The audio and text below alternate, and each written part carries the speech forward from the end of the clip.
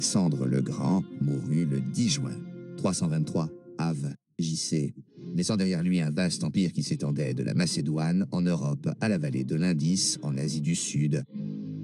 Sa mort déclencha une série de conflits entre ses anciens généraux, déclenchant une crise de succession.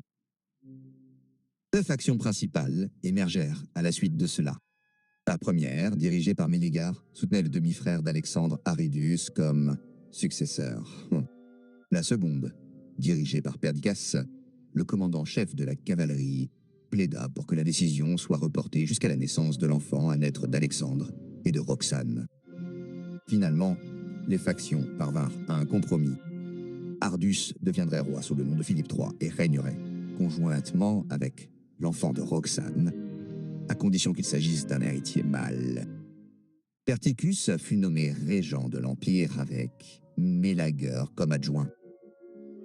Cependant, Perdiccas élimina rapidement Mélagueur et d'autres dirigeants opposés, consolidant ainsi son autorité. Lors de la division du pouvoir à Babylone, Perdiccas récompensa ses généraux loyaux en les nommant satrapes sur diverses régions de l'Empire. Ptolémée reçut l'Égypte. Lémodon reçut la Syrie et la Phénicie. Philotas prit le contrôle de la Cilicie. Python prit le commandement de la Médie. Antigonus reçut la Frise, la Lysie et la Pylie. Asandre gouverna la Carie. Manandre supervisa la Lydie. Lysius gouverna la Thrace. Léonatus prit en charge la Frise et l'Ispontaine. Et Néoamus se vit confier l'Arménie. La Macédoine fut placée sous la domination conjointe d'Antiparte, qu'il avait gouverné pendant le règne d'Alexandre, et Cratère, l'un des locataires de confiance d'Alexandre. Émène de Cardia, secrétaire d'Alexandre, se vit accorder la Cappadocie et la Paphlagonie dans les territoires de l'Est. Perdiccas maintint en grande partie les dispositions existantes d'Alexandre. Taxile et Porus continuèrent à régner sur leurs royaumes indiens. Oxyartès, le beau-père d'Alexandre, gouverna la Gandhara. Tertius contrôlait l'Araosie et la Gédrosie. Stazénor gouverna l'Aria et la Drangana. Philippe supervisa la Bactriane et la Sodana. Pratafernus gérait la Partha et l'Hercanie. Puceste administrait la Perse. Alclapamus était responsable de la Carménie. Atropatès gouvernait le nord de la Médie. Archonte régnait sur Babylone.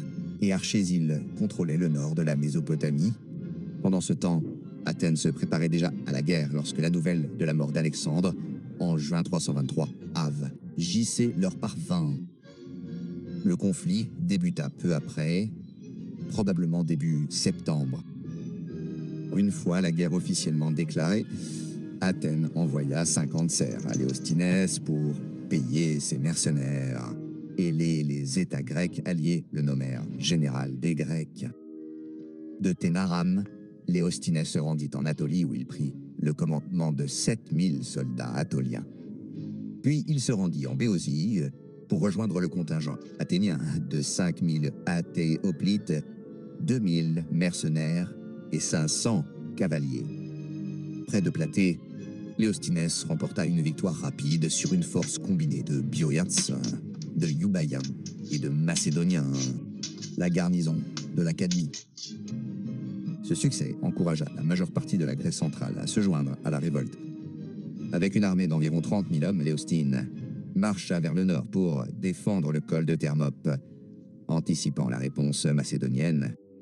Pour empêcher la rébellion de s'étendre à la Thessalie, Antipéda avança vers le sud avec une armée macédonienne de 13 000 houblonnières et 600 cavaliers, soutenus par une flotte de 110 triames transportant des fournitures le long de la côte. En Thessalie, Antipater recruta environ 2000 cavaliers avant de se diriger vers les forces grecques à Thermopyles. Cependant, la cavalerie thessalienne le trahit, détruisant au passage sa cavalerie macédonienne.